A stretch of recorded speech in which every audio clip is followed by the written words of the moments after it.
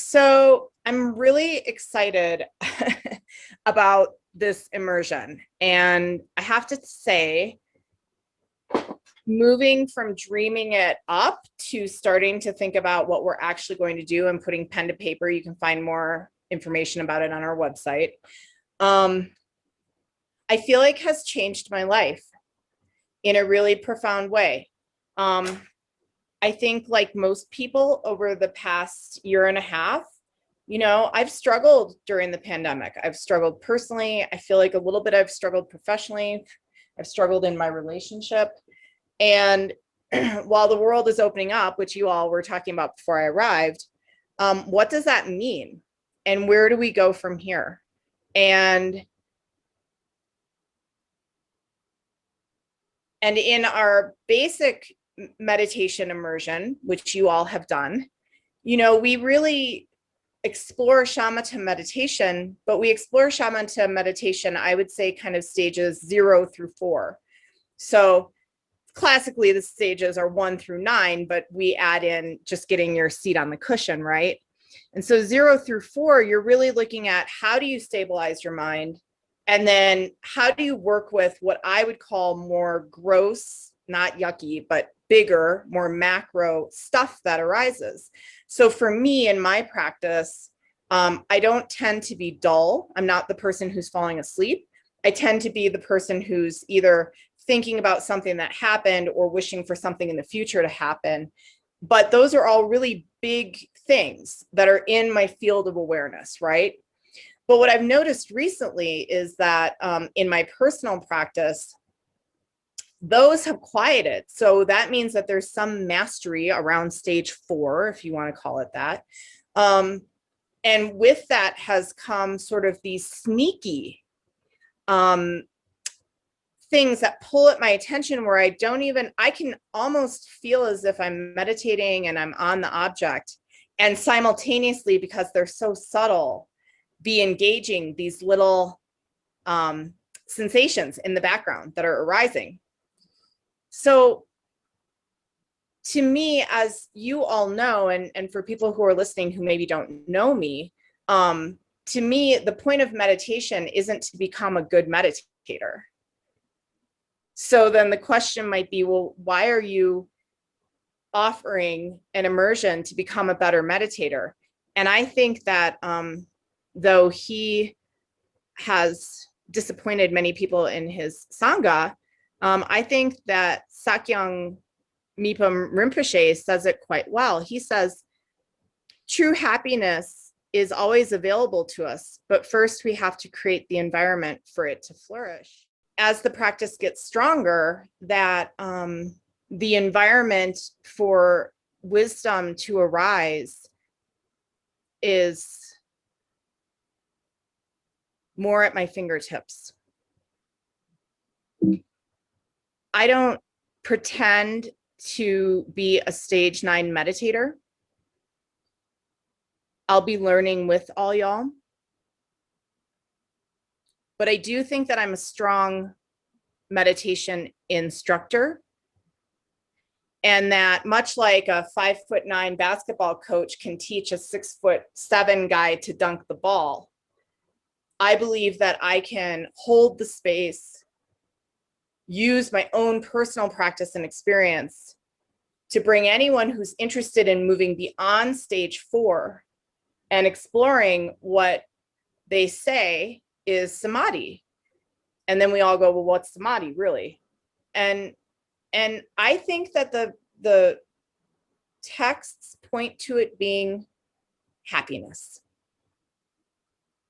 I think that the goal for our meditation practice is honestly happiness. And it doesn't mean some silly childlike happiness where, we get a lollipop and that brings us momentary fleeting joy. This is the kind of happiness that can stick around when the pandemic strikes, when the difficulties in the relationships arise. And I think that at the end of this 10-month exploration, that we will have an access point to that kind of happiness. And I'm not suggesting that, people aren't going to need therapy and all the things that we do. But I am suggesting that as you get your mind more pliant, your mind more trained, and I think neuroscience backs this up. I was just thinking today about a habit that I'm working with to quit. And I was discouraged, but then I remembered, wait, those grooves, they've been grooving for many, many years. And now you're just going to change which direction that groove goes. And that's sort of what we'll be working with over those 10 months. So the time commitment for the advanced immersion, it's big and it's small. We're only meeting once a month, and I think we're meeting for 2 hours. Everyone will have access to meet with me one-on-one once a month. And I would say that's a 30 to 60-minute meeting, depending on, you know, what you're kind of working with. And the financial commitment is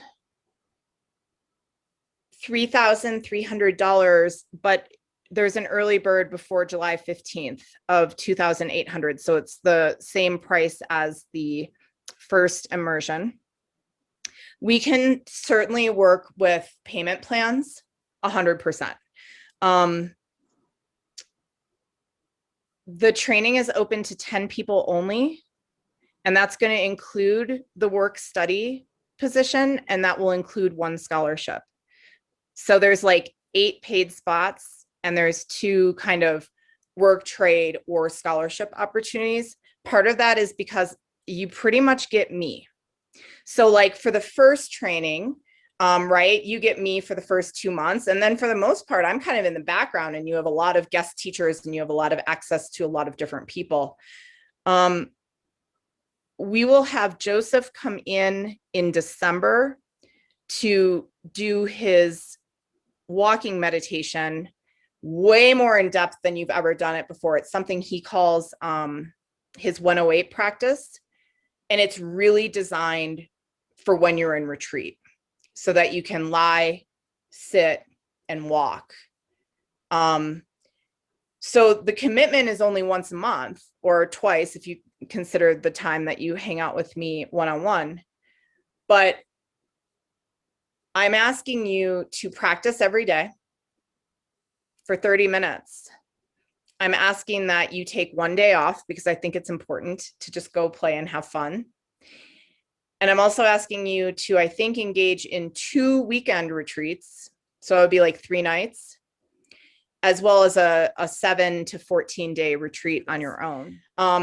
I really would prefer that for this immersion that people say, yeah, I'm in, because I think that especially that practice time, that daily practice time is going to be critical to feel a shift in your practice. And what I'm hoping that that shift that everyone experiences, including me, which is very exciting, changes your life and brings you joy. I was looking at one of the books we'll be using, which is The Mind Illuminated by John Yates Chuladasa, another fallen friend, but you know, these things happen. And his book is brilliant. And I was looking at stage 8 and how he describes stage 8. And it's classic. It's kind of how stage 8 is described in most Buddhist texts. But it talks about the pacification of the senses and meditative joy. And I was just thinking about the past year and how, having had that strong of a tool in my own personal toolbox, how I think that this past year could have looked different. It's like I'm 18 months behind and I want to bring you along. You mentioned that Joseph will be a guest speaker. Are there other guest speakers? I have not yet asked them, but I am thinking of 3 to 4 of my personal profound teachers, asking them to come on for a panel for one of the 10 months. And it would probably be closer to the end. And I was thinking I would ask them to talk about sort of their top 2 to 3 tips that they use, particularly in retreat, to go deeply, to go gently, to have insight arise, right? We can't really force insight. Insight happens when things get very quiet. That's actually how Mind Oasis was born.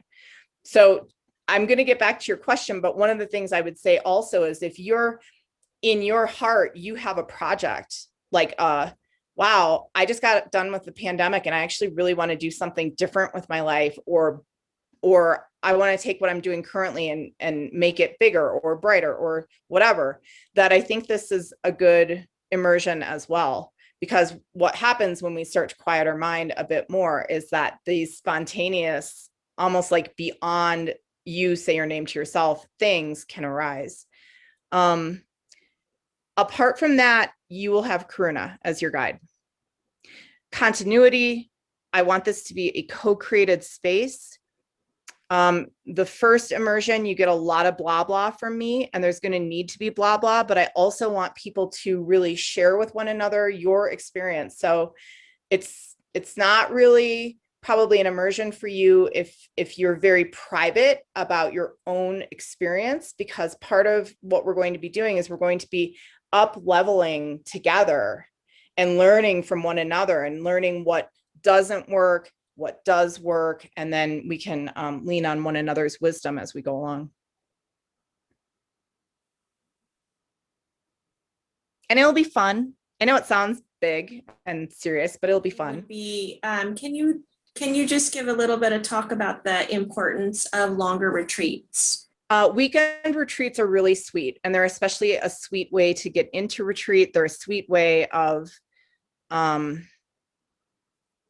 resetting. But that's kind of what happens, is you just sort of have a reset if it goes well, or, you know, that, or it throws you into like, oh my God, I've got all these things I need to like work with in my life because they came up, but you don't ever have the time, which happens in extended retreat, to experience real boredom. I mean, real boredom. And then you don't necessarily have the opportunity to experience, wow, my mind does really interesting things when it's bored or not being entertained. And that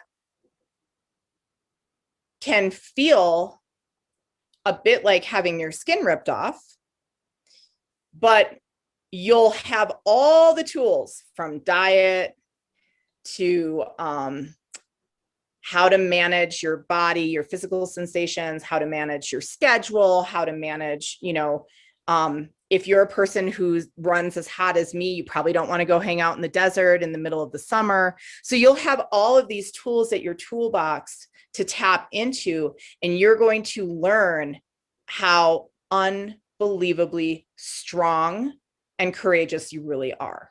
And I don't like talking about it. I want to cry. I do not think that you can get that in 3 nights. I think you have to have a moment, kind of the dark night of the soul. It doesn't have to be terrible. You know, a lot of people go into extended retreat and they could probably stay there for the rest of their lives very happily. So then people like that, your job is to think about, how can I enter back into the world so I can be useful? And it doesn't mean you become gregarious and you don't have to be an extrovert, but it does mean, if the point of meditation isn't just to become a good meditator, well, what is the point of meditation? And if it's to bring you happiness, well, then what the hell, let's bring some happiness to other people too. And I think that that extended retreat gets you real up close and personal with your stuff. And then from there, you can work with it. You can start to like kind of create that space. And that's useful in all of your relationships, especially with yourself. And then what's really cool, as I think most of you know, is that then you get into kind of a retreat routine. So like, I know at the end of the May meditation challenge, like, I need retreat. I need a retreat. And I can probably only do 3 nights, to be perfectly honest with you.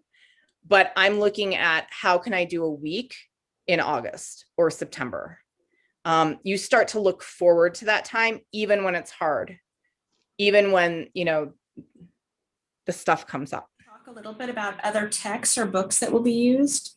The Mind Illuminated and Turning the Mind into an Ally, they are profound. They are powerful. And I've decided not to throw the baby out with the bathwater. And I can't wait until there is a profound book written by a woman, and then we will use that.